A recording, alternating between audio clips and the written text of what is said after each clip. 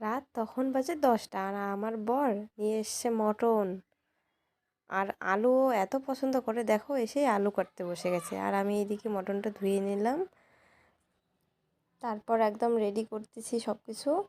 প্রথমে একটু পেঁয়াজ দিয়ে দিলাম, তারপরে তেজপাতা, রসুন, শুকনো লঙ্কা, সরষের তেল, কাঁচা লঙ্কা, হলুদ, স্বাদ মতো লবণ দিয়ে ভালো করে মাখিয়ে নিলাম। মটনটা মেরিনেট করে আধা ঘন্টার জন্য রেখে দিলাম। আর এদিকে আলুটা ভেজে নিলাম। তারপরে দিয়ে দিলাম শুকনো লঙ্কা, তেজপাতা, রসুন, গোটা গরম মশলা, দিয়ে দিলাম 4-5টা কাঁচা লঙ্কা।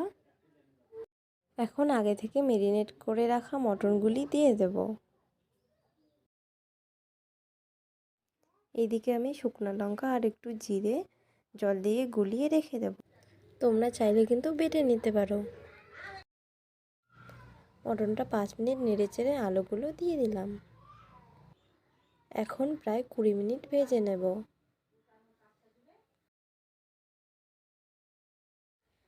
লো মিডিয়াম হিটে 20 মিনিট মতো ভালো করে ভেজে নিতে লাগবে।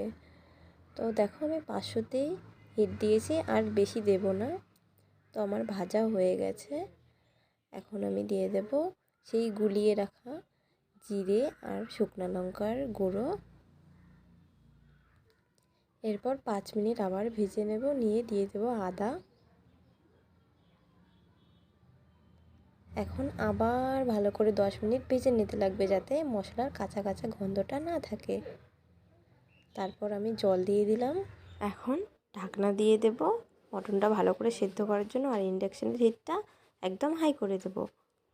10 মিনিট হাই হিটে সেদ্ধ করে নিয়ে আবার 10 মিনিট একটু লো মিডিয়াম হিটে সেদ্ধ করে নিয়ে এখন আমি একটু গরম মশলা দিয়ে দিলাম। আমার মটন একদম ভালো করে সিদ্ধ হয়ে গেছে। তো মটন একদম রেডি। মটনটা এত টেস্টি হয়েছিল, দেখো আমার বর খেয়ে দিয়ে বলতেছে দারুণ হয়েছে। আমারও কিন্তু ভীষণই ভালো লেগেছিল। চলো আজকের মতো টাটা, দেখা হবে পরের ভিডিওতে। সবাই ভালো থেকো।